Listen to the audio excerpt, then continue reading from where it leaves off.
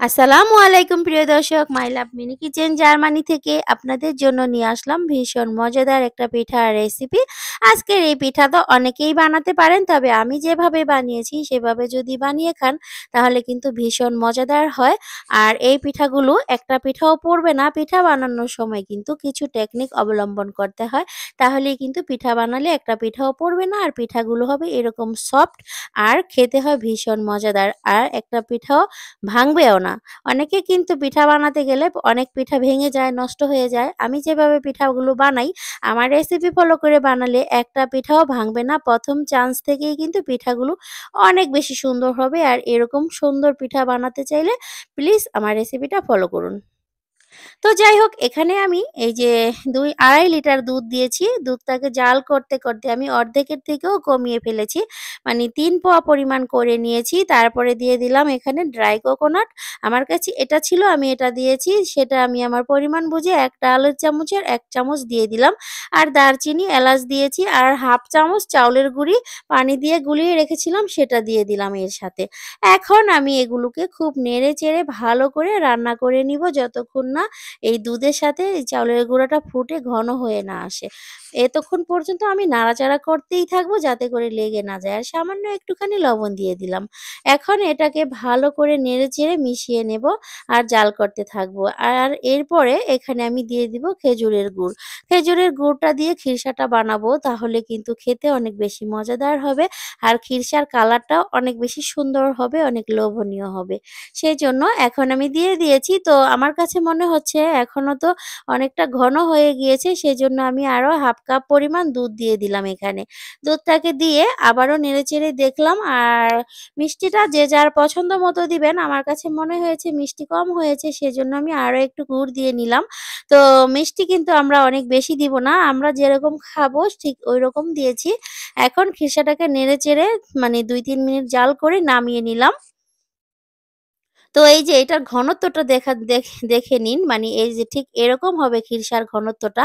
এর থেকে বেশি ঘনও করা যাবে না, আবার পাতলাও রাখা যাবে না। পাতলা রাখলে কিন্তু খিরসা দেওয়ার পরে পিঠা থেকে বের হয়ে যাবে। আর এরকম ঘনটা রাখলে একদম পারফেক্ট হবে। আর এখানে আমি 1/2 কাপ সুজি ভিজিয়ে রেখেছিলাম আগে থেকে। আর ২ কাপ চাউলের গুঁড়া আর ১ কাপ ময়দা নিয়েছি। তার সাথে দিয়ে দিব ২ কাপ লিকুইড দুধ। আপনারা চাইলে এখানে পানি দিয়েও গোলাতে পারবেন, তবে আমি আজকে দুধ দিয়েছি এইজন্য, মানে দুধটা দিয়ে গোলালে পিঠাটা খেতে অনেক বেশি মজাদার হয় সেজন্য। তো এখন আমি দিয়ে দিব গুড়। এটা আমি আমার পরিমাণ বুঝে দিব, যতটুকু মিষ্টি আমরা খাবো। তো আপনারাও চাইলে আপনাদের পছন্দ মতো মিষ্টিটা দিয়ে নিবেন। আর ড্রাই কোকোনাট দিয়ে দিলাম 1/2 কাপ। তো এগুলো সব একসাথে দিয়ে ভালো করে মিশিয়ে নেব। ১ম এ গুড়টাকে ভালো করে মেখে নিয়েছি। নেওয়ার পরে এটার সাথে আমি এখন পানি এড করব। পানিটা দিয়ে পাতলা করতে হবে। এরকম ঘন থাকলে কিন্তু পিঠা হবে না।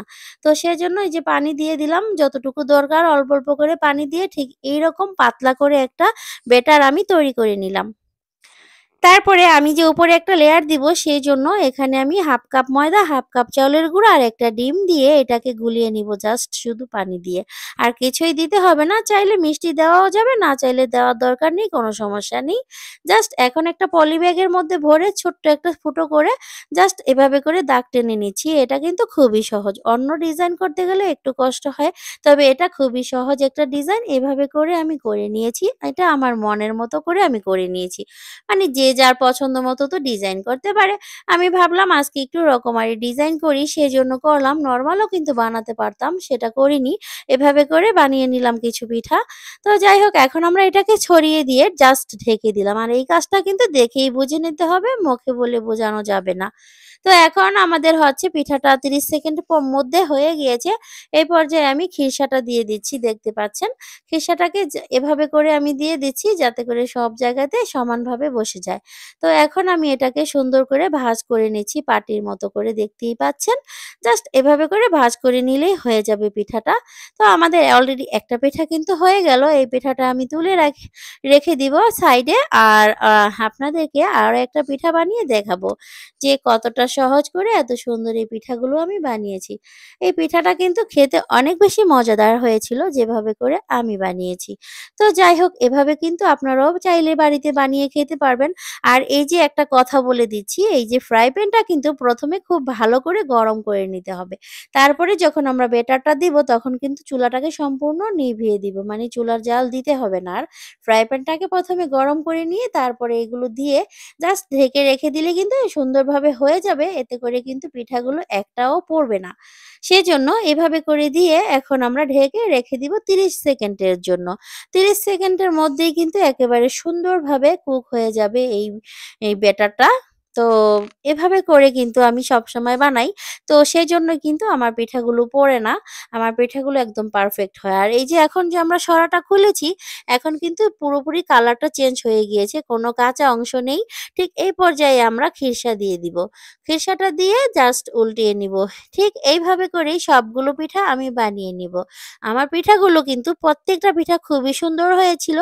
একটা পিঠাও পড়েনি কিন্তু জাস্ট শুধু এরকম সুন্দর করে বানিয়ে নিয়েছি। এভাবে করে জাস্ট চুলাটাকে গরম করে ফ্রাই প্যানটাকে ভালো করে গরম করে তারপরে পিঠাগুলো দিয়ে বানিয়ে নিলাম। কত সুন্দর আর কত সহজভাবে বানিয়েছি দেখুন।